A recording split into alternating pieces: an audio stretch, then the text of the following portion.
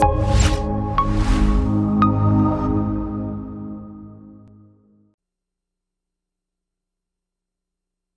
he comes. The greatest rider of them all, Buffalo Bill Jr. with his little sister, Calamity. Buffalo Bill Jr. brings you exciting action, thrills, and fun with Judge Ben fair and square, Wiley. Ride the road to adventure with Buffalo Bill Jr.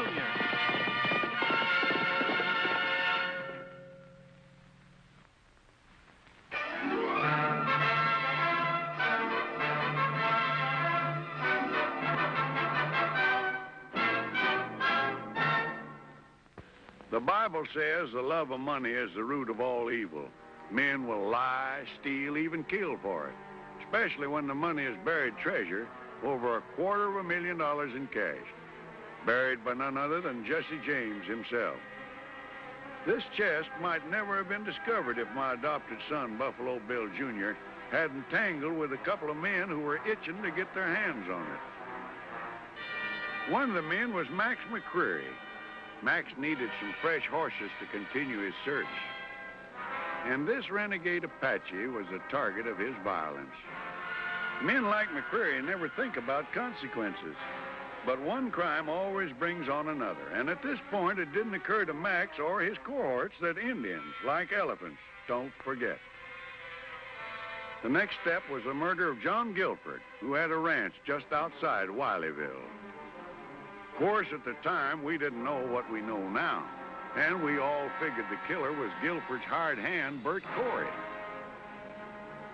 Especially when one of the neighbors rode in and found Corey kneeling over Gilbert's body. When we got the news in Wileyville, I sent Buffalo Bill Jr. out to bring Corey back.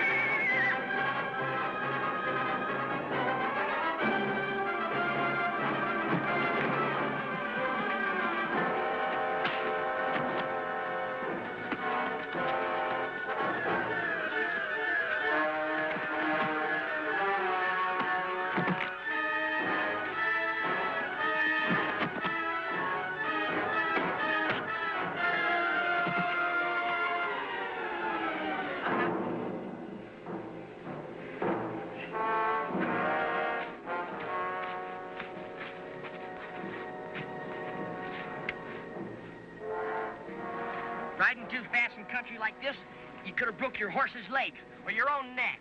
Yeah, what have I got to lose? You? Maybe nothing, Corey. But your horse wouldn't have liked it one bit.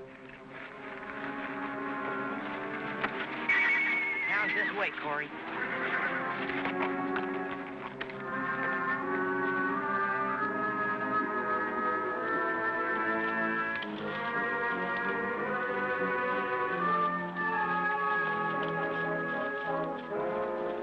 Could you help me, strangers? I'm looking for the Gilbert Ranch, just outside of Wileyville.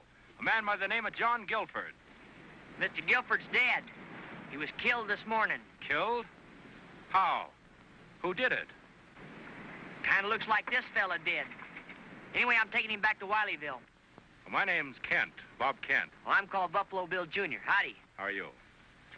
Why would you want to kill John Gilbert? I didn't. He was dead when I got to him. Then what'd you run away for? I got in trouble once. Served a year in prison. I knew they'd accuse me, and, well, I was scared. You know, he could be telling the truth. He might. Say, Mr. Kent, why don't you ride back into Wileyville with us? And we'll let Judge Ben Wiley decide. Right.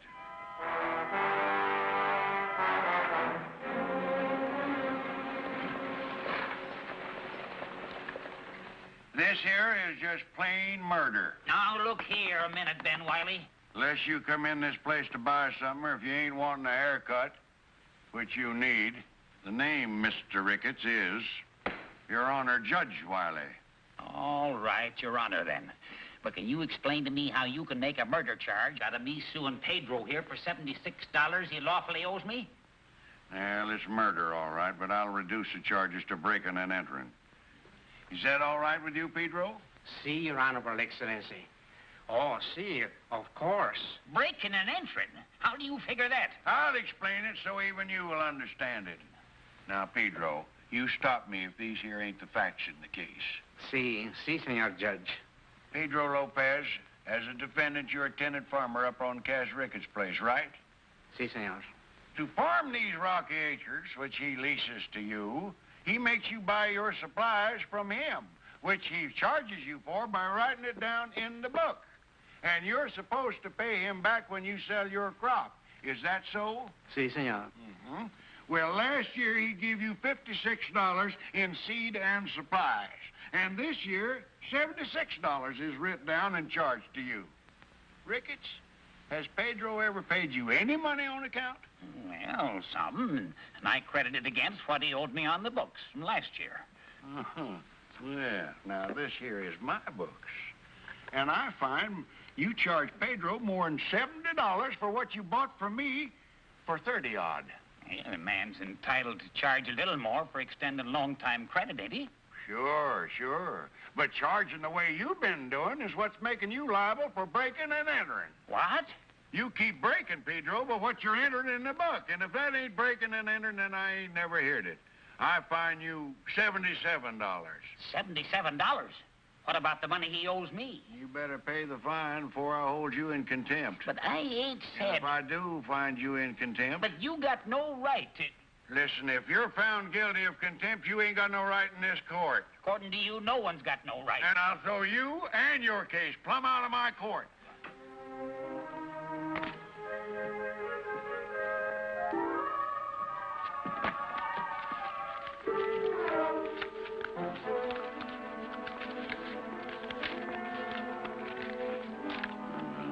$77. There. But what am I supposed to do with all this dinero, Your Excellency? Why, pay your lawful debts, of course. And that dollar that's left over, go out and get yourself a decent meal. Looks to me like you can stand one. No, gracias, Senor Judge. Court's adjourned. I got business over at the county seat.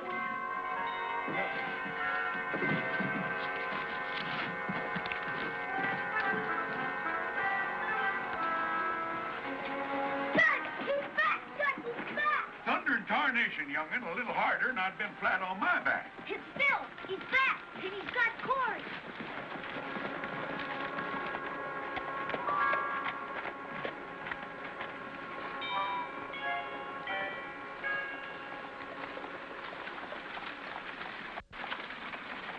Well, I see you got him. Good work, Bill. He sure was a running.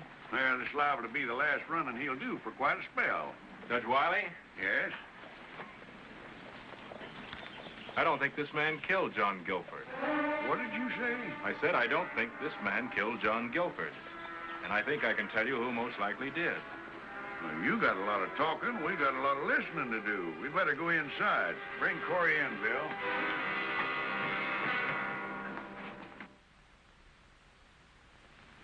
There were four of us. Me, John Gilford, a man named Max McCreary, and Jesse James. We were partners riding with Quantrell's raiders. We didn't always ride together, and it wasn't until we were all finally on the run that Gilford and McCreary and I discovered that Jesse James had held out on us. Somewhere along the trail, he'd gotten hold of over $250,000 in cash and hidden it. Buried it where only he could find it. Jesse had a map showing where the money was buried. When we caught up with him, we forced him to divide it into 4 parts, and we each took a part, promising to meet later, put our parts of the map together and dig up the money and share it equally.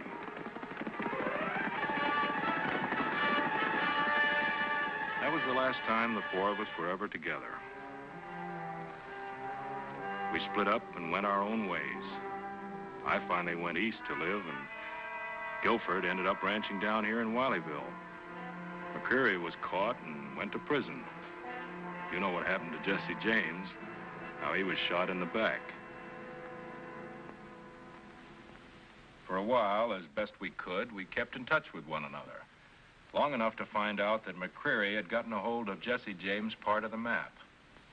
2 weeks ago, McCreary was released from prison without letting either Gilbert or me know about it.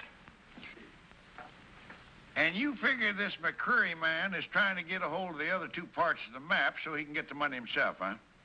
I came down here to warn Gilbert, but... You think McCreary got here before you and killed him? I told you I didn't do it. Now, hold on just a minute. Now, this might be the answer, but it ain't evidence. And a court of law has got to have evidence. It all adds up, Judge. Yes, and you having the last piece of map makes you a prime candidate for a bullet in the back, if this McCreary is still in these parts. He sure is, Judge. Remember the Indian horses that were stolen and the missing supplies from Mr. Ricketts' place? What are you yammering about? Calamity's right, Judge. Shovels and stuff from Ricketts, horses from the Indians. Well, somebody stole them, and it could be McCreary because it makes sense. Yeah, you might be right. I understand the Indians are mad enough to start another war, and Mr. Ricketts ain't very happy. Bert Corey, you're still under arrest for murder. Bill, I'm remanding the prisoner to the county seat for trial. You'll deliver him tomorrow to the marshal, and also tell that marshal to start a county-wide search for this McCreary. Yes, sir. Mr. Kent, I'm going to hold you in protective custody as a material witness. You'll go along with Bill to the county seat. Very well, Judge. Calamity, how would you like to have some new clothes? Would I? Oh, boy. I've got some business over at the county seat myself. So bright and early in the morning, we'll all take a trip there, huh? Oh, Judge. Oh, my back. Watch my back, honey. Watch my back.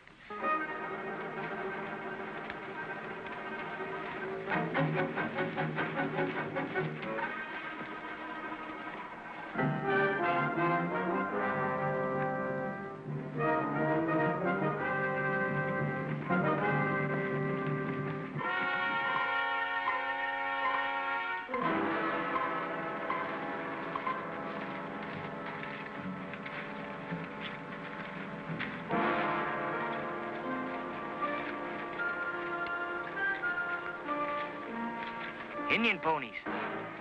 Tracks can't be more than a couple hours old. Well, I guess I wasn't so far wrong when I said those Indians was mad. Something wrong? Yeah, we're a long ways from the reservation. Indians out here where they don't belong can only mean one thing. Trouble. Yeah, stealing a renegade Indian's horse is worse than committing suicide. They never rest till they track you down. We didn't take their horses. It was McCreary. A renegade redskin itching to lift scalps doesn't stop to ask which one is McCreary. Gee, we've gone too far to turn back. We'll never make the county seat before tomorrow. How about it, Bill? Well, it sure isn't safe to travel after dark. We'd best hold up for the night. Where? I got an idea. It's a little out of our way, but we'll be safe there. It's the old deserted shack up there by Potter's Lake. Where did you say? Potter's Lake. It isn't far. Come on. Come on, Corey.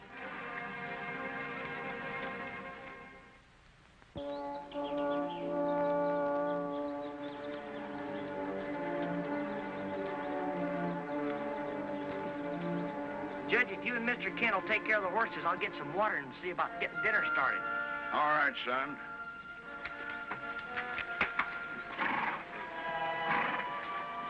Here, Judge.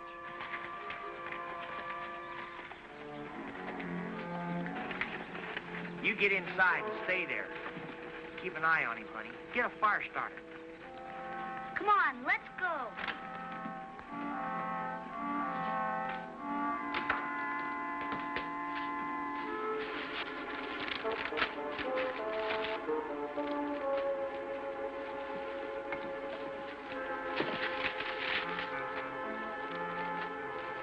Here, Calamity.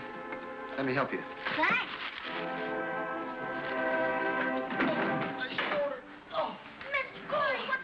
I tripped over the bench, hurt my shoulder. What can I do? Untie my hands, quick. Hurry. Oh, my shoulder hurt.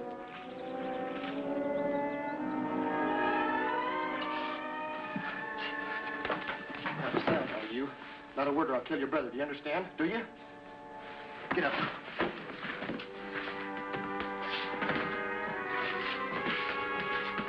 Remember now, not a sound.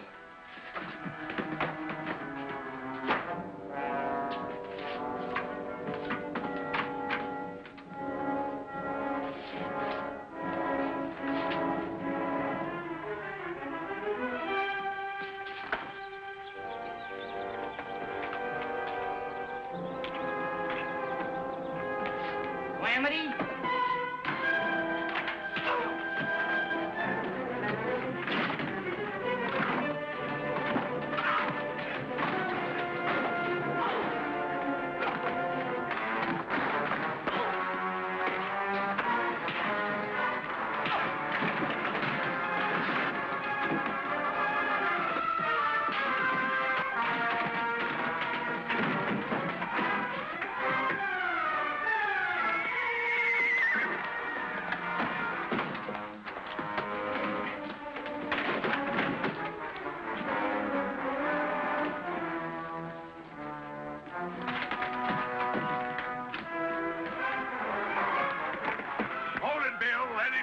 Come here.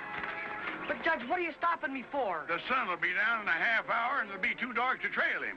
But I could have tried. You remember the Indian tracks? We'll all be safer if we stick together. You're right, Judge. Well, let's get some food and a good night's rest, and we'll get an early start tomorrow morning. That's right, son. And the authorities at the county seat will have to send out an alarm on Corey as well as McCreary. Let's put the horses away. Come on.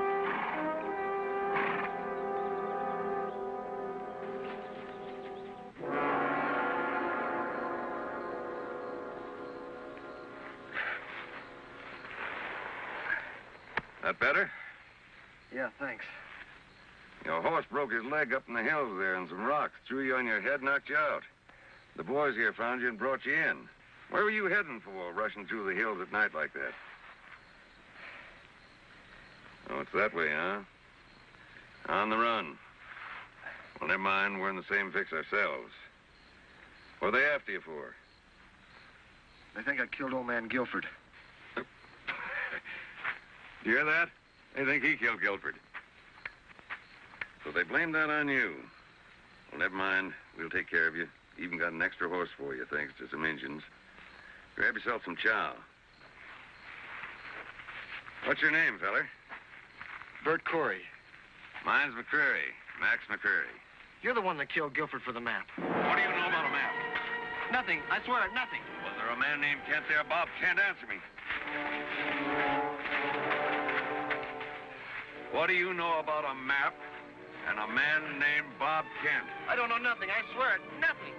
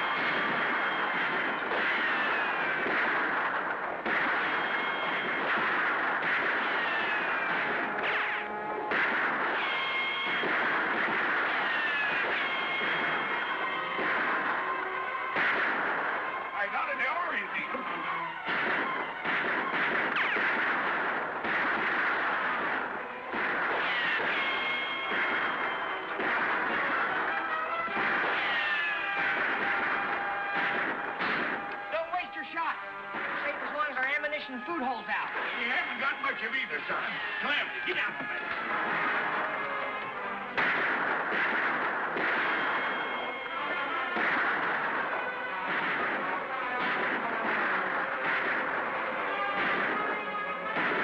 Somebody's helping us.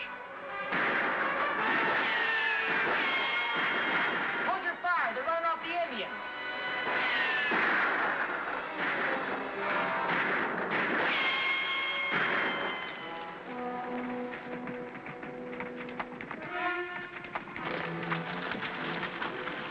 might oblige us by dropping your guns on the ground. It's McCreary. Better do as he says. Hello, Bob. Been a long time, hasn't it?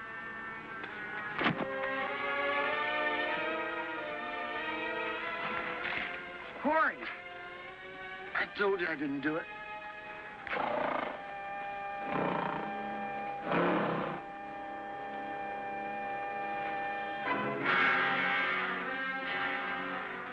Well, here we are. 4 pieces of paper. Put them together and you got yourself $250,000 in cash. Mr. Jesse James' private little nest egg. With those 3 pieces, I had everything I needed except the name and the place. I figured it was some kind of a lake or something, but I didn't know the name or where. Now for your piece, Mr. Kent. Save yourself the trouble, Max. The name is Potter's Lake, and it's right out there.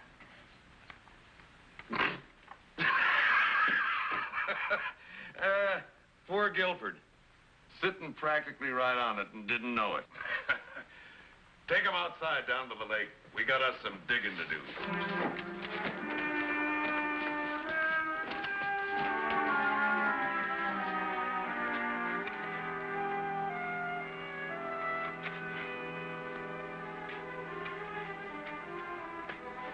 You got to be right in here someplace.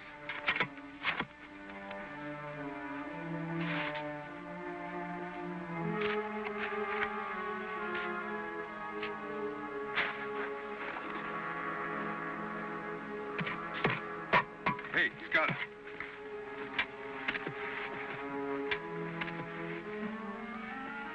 A little deeper. Let me get that handle. There, come on.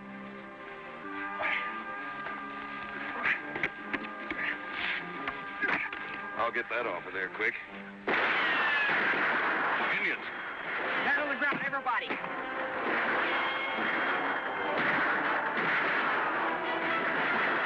Untie my hands.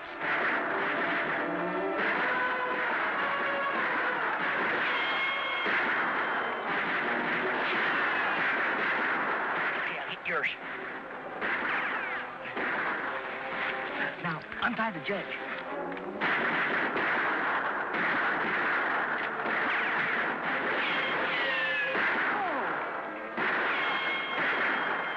There's one less we have to worry about.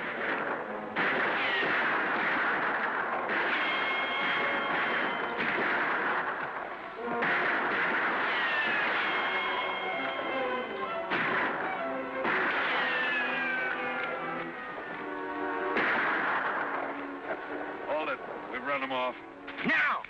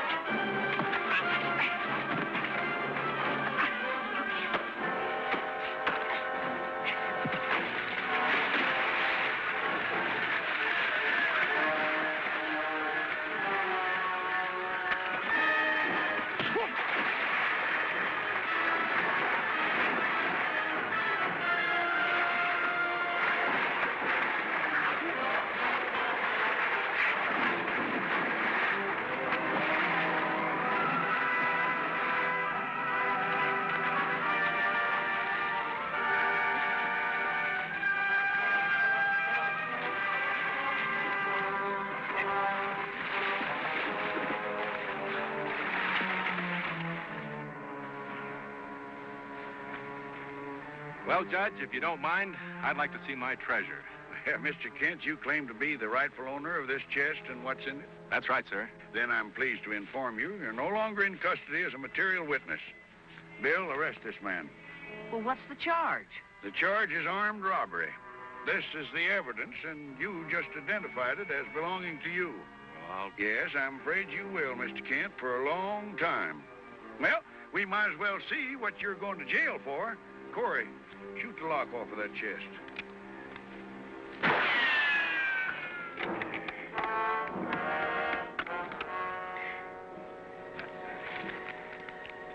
Well, there it is, Mr. Kent.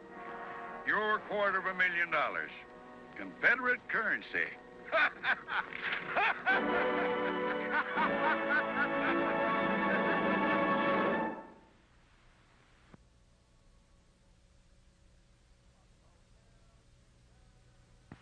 Buffalo Bill Jr. Now with his horse and with his gun, he's not afraid of anyone, 'cause no one's quicker on the draw or quicker to defend the law. Buffalo Bill Jr., Buffalo Bill Jr. He's the son of a gun. Buffalo Bill, Buffalo